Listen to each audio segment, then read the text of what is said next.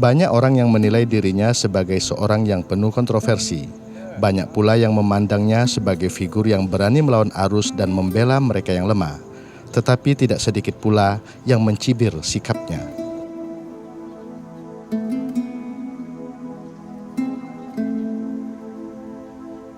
I Gusti Putu Ekadana atau biasa dipanggil Ekadana adalah salah satu pengacara senior di Kota Mataram.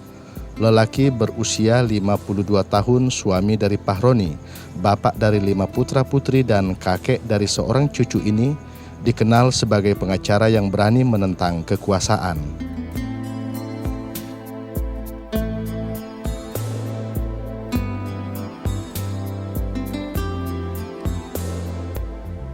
Di era Orde Baru, saat kekuasaan cenderung bersifat absolut dan keinginan penguasa adalah titah yang harus dipatuhi, Ekadana berada di barisan terdepan membela hak rakyat yang tertindas. Ia mendampingi banyak kasus pembebasan tanah rakyat dengan ganti rugi yang tidak sesuai. Kegiatannya mendampingi mereka yang kecil, menjadikannya sebagai musuh bagi penguasa dan dibenci orang-orang yang memandang negatif terhadap apa yang ia lakukan.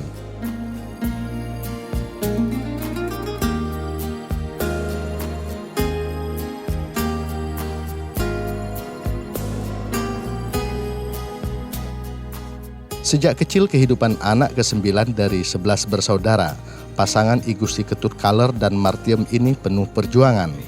Bapaknya yang bekerja sebagai panitera di Pengadilan Negeri Mataram meninggal saat ia berusia 6 tahun. Keadaan ekonomi keluarga yang serba susah mengharuskan ia bekerja menjadi penjual es dan pekerjaan lainnya untuk membantu membiayai sekolahnya.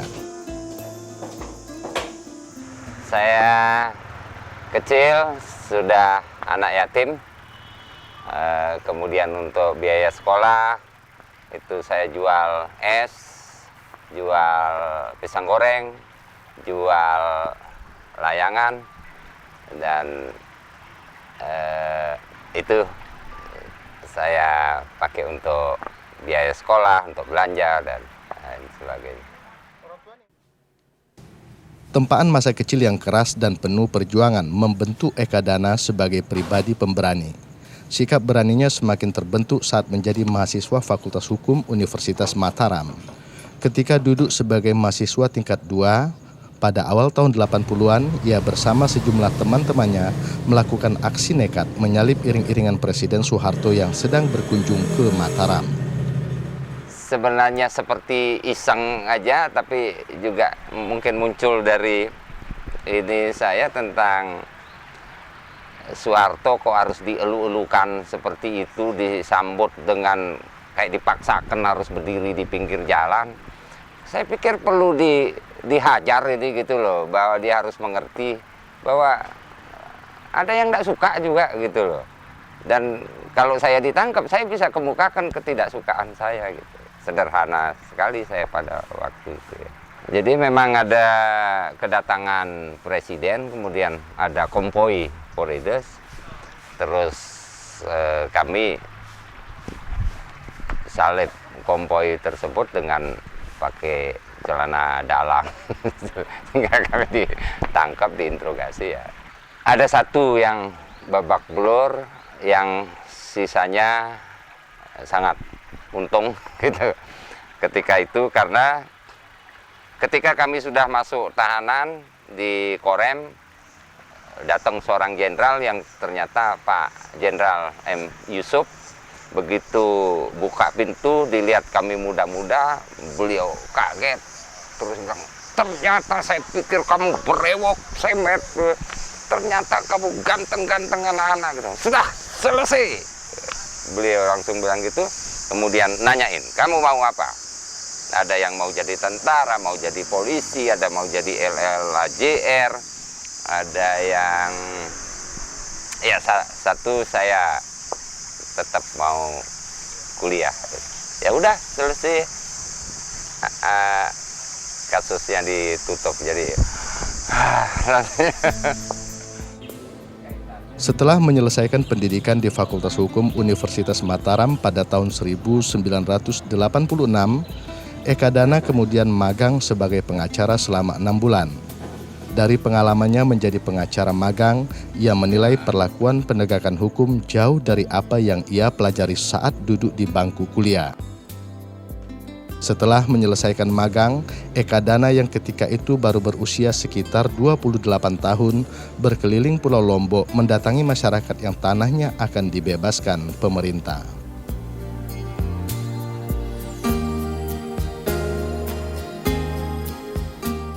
Hukum tidak mungkin ditegakkan manakala hukum hanya menjadi simbol. Ketika itu di masa Orde Baru, penegakan hukum berjalan tidak adil, jauh panggang dari api. Eka Dana memilih cara advokasi untuk memberikan pemahaman kepada masyarakat agar mengerti hak-hak hukum mereka. Ia tidak melakukan pembelaan sesuai hukum acara tetapi bersama rakyat melakukan perlawanan. Menurutnya di tengah penegakan hukum yang serba bisa diatur, hanya dengan cara itu rakyat bisa mendapatkan keadilan. Tidak mungkin mau melaksanakan kegiatan keadilan ini lewat hukum acara yang ada, karena pasti masuk kandang nih, pasti kalah nih, pasti dirugikan. Sehingga pilihan saya adalah advokasi struktural.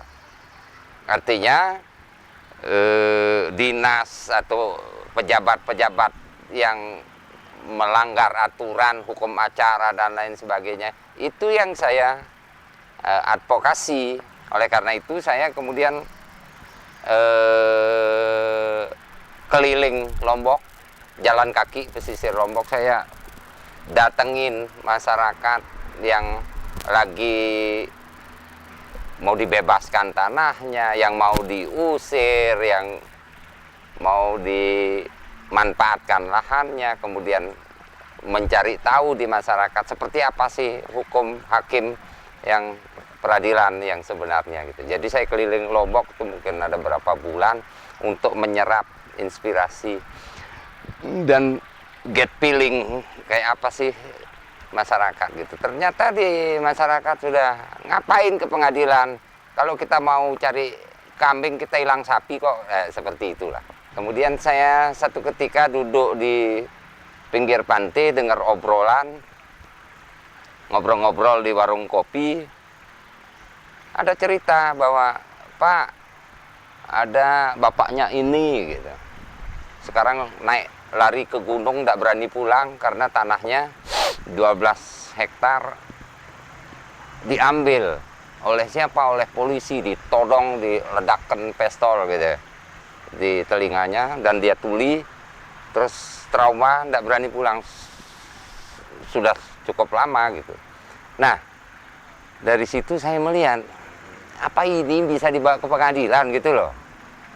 Akhirnya hari itu juga saya kumpulin anak-anaknya 13 orang. Kemudian saya suruh tebang pelepah daun kelapa, tak suruh pagar 12 hektar itu. Kemudian saya bilang, ini kamu punya, dan saya akan tunggu sampai orang itu datang gitu. Nah, kemudian benar aja orang itu datang bawa pistol, kemudian nodongkan lagi si polisi ini. Saya pegang pistolnya, saya anukan di arah kepala saya bilang, tembak! Saya bilang, nih, lihat nih, ada polisi mau tembak orang gitu. Dia keringat dingin juga, enggak jadi nembakkan dirinya. Saya bentak-bentak, dan di situ masyarakat mulai tahu kalau ternyata polisi itu bisa dilawan gitu, bukan dewa, bukan Tuhan yang semau-maunya. Dan mulai dari situ isu mulai menyebar, masyarakat baru mengerti ada orang hukum yang namanya pengacara yang tugasnya bantu masyarakat, tempat tumpahan pencari keadilan kayak gitu. Dan saya pesankan itu semua, dan mulailah berhembusan ini kemana-mana. Sikap keras dan berani melawan arus yang dilakukan Eka Dana sangat dipengaruhi pandangan dua tokoh besar dunia, Siddhartha Gautama dan Genghis Khan. Siddhartha Gautama rela turun tahta untuk menegakkan kebenaran, keadilan, dan dharma. Sedangkan Genghis Khan seorang yang ingin menghentikan perang dengan perang untuk menguasai dunia, karena perang dianggap bisa berhenti bila dunia berada di bawah sebuah imperium besar. Pemikiran dua tokoh besar itu menginspirasi Ekadana untuk terus berada di tengah masyarakat yang diperlakukan secara tidak adil. Ia berada bersama masyarakat dalam banyak kasus tanah seperti kasus Kute, Ruwu, dan Gili Trawangan.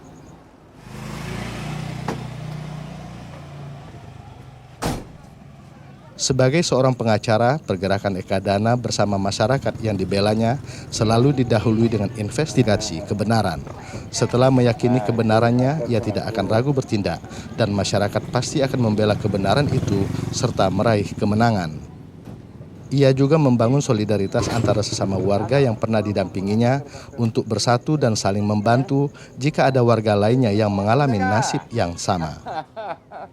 Kegiatan saya yang benar-benar itu sekitar 20 tahun yang lalu, itu bantuan hukum yang saya berikan pada waktu itu kebetulan lagi mulai digalakan pariwisata.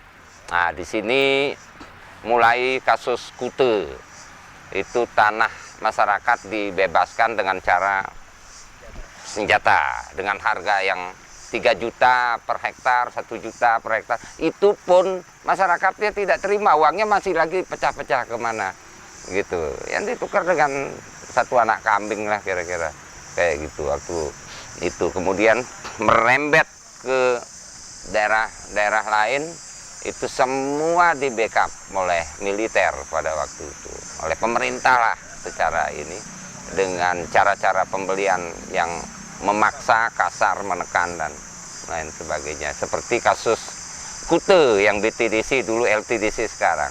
Kasus bandara, pengadaan lahan bandara. Kasus Rowo misalnya seperti itu. Itu satu desa, bahkan perusahaan pun sekarang udah bisa pesan kepada kekuasaan pada waktu itu untuk mendapatkan lahan yang dengan cara-cara seperti itu. Jadi itu baik dari Jakarta, dari mana-mana. Kemudian kasus Gili Trawangan.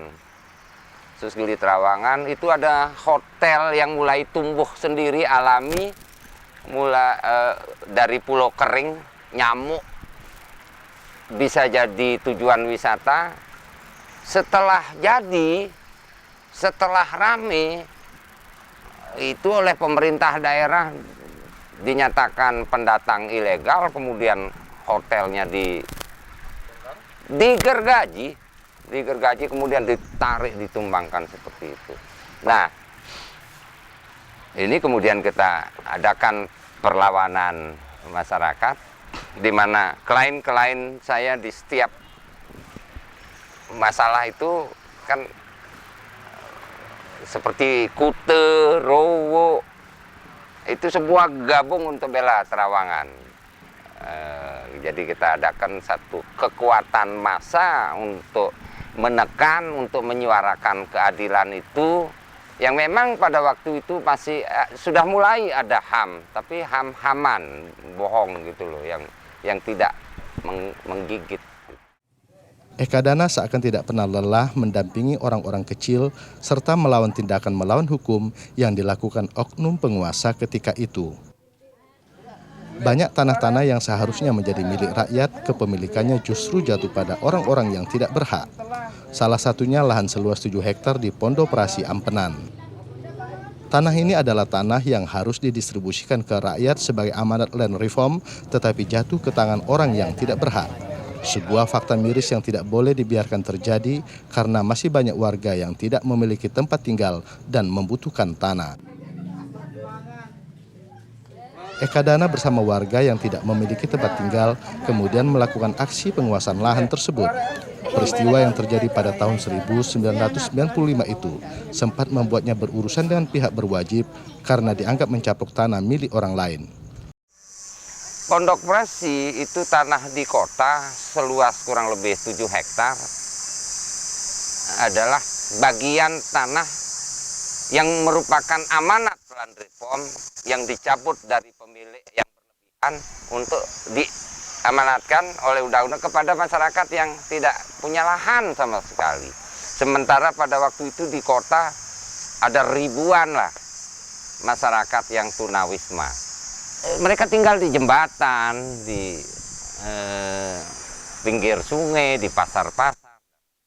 Ada siapa yang mau ngurus? Kita punya departemen sosial, tapi notat situ.